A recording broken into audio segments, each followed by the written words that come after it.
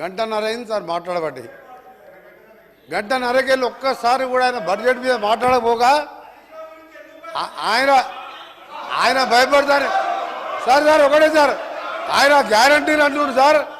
గౌరవ హరీష్ రావు గారు మాట్లాడిందంతా కూడా సభని తప్పుతో పట్టించేదిగా ఆయన మాట్లాడి చూస్తున్నాడు సార్. గంటన్నరకెళ్ళి ఆయన వస్తా ఆడికే సార్ ఆయన గ్యారంటీల విషయం అంటుండు సార్.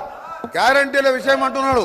2001లో ఆయన పార్టీ పెట్టినప్పుడు సార్ కొండా లక్ష్మణ్ బాబుజీ గారి ఇంట్లో పార్టీ పెట్టినప్పుడు నేను తెలంగాణ పార్టీ పెడుతున్నాం, రాష్ట్రాన్ని తెలంగాణ వచ్చే మొట్టమొదటి ముఖ్యమంత్రి దళితుడు అవుతాడు, దళితుడిని చేయలేకపోతే మెడ మీద తల తీసుకుంటా అని ఆ రోజు ముసలైనాయి సార్. అబద్ధాలు అంటే వీలై, గ్యారంటీలు అంటే వీలై, మోసాలు సార్. డబుల్ బెడ్రూమ్ కడతా, డబుల్ బెడ్రూమ్లో బిడ్డ అల్లుడు వస్తే ఎక్కడ వండుకోవాలి, బేకరీలో కట్టేసుకోవాలి.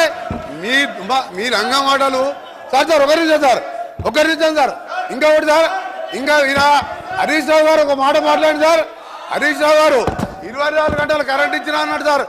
24 గంటలు కరెంట్ ఇచ్చినా అంటే నేను ఒక సబ్స్టేషన్ సార్ బండ సోమవారం అనే సబ్స్టేషన్కి వెళ్ళాను. అక్కడ ఆపరేటర్ బస్ అయిన ఆపరేటర్ వీడియో రికార్డింగ్ ఉన్నది.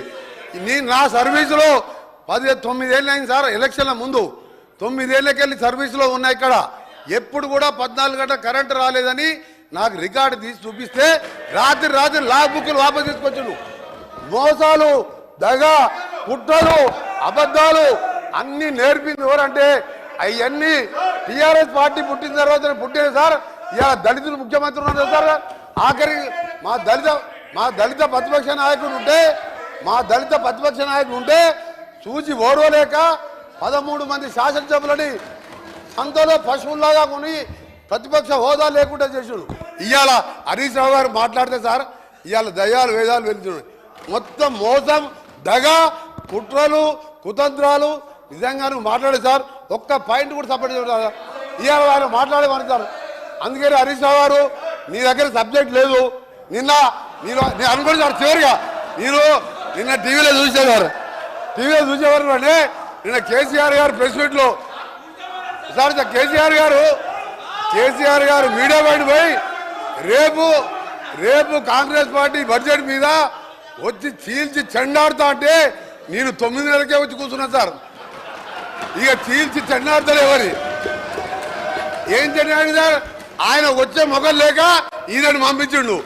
మా బడ్జెట్ ఏమన్నా సార్ 72,000 కోట్ల అగ్రికల్చర్ కోసం 72,000 కోట్లు పెట్టాం. ఇరిగేషన్కి 22,000 కోట్లు పెట్టాం.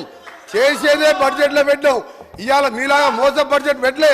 ఇవాళ చీల్చి చెండాడుతాయన సార్.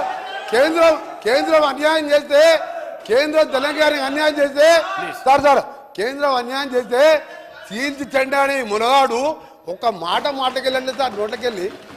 ఇవాళ మేము మా ముఖ్యమంత్రి గారు, మా డిప్యూటీ సీఎం గారు మంచి బడ్జెట్ ప్రవేశపెడితే ఇవాళ దాని గురించి మాట్లాడుతుంది సార్. నిజంగా ఇప్పటికైనా ఎమ్మెల్యే హరీష్ రావు క్షమాపణ చెప్పి మీ ప్రతిపక్ష నాయకులు రావాలని డిమాండ్ చేస్తున్నారు.